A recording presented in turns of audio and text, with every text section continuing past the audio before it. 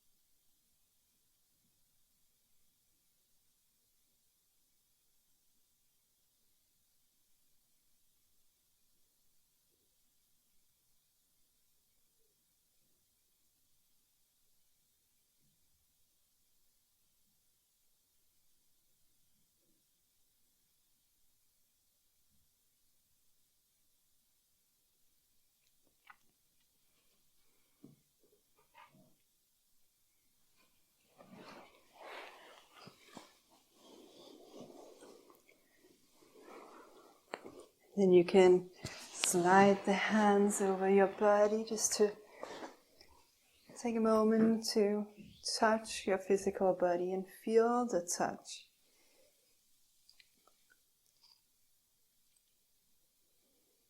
Slide the hands over your hair and neck,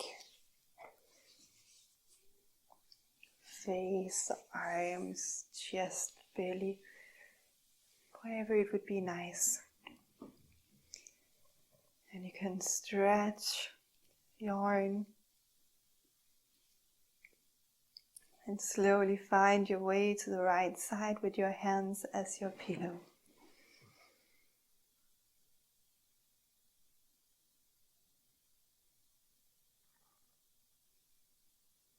Has anything changed since you came? Just notice. Has anything changed since we began this practice? And remind yourself of your reflection. Where in your life can you need some extra grounding at this time?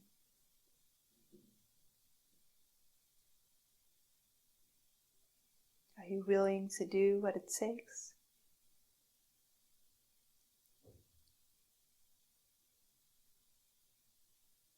And what will be your first move?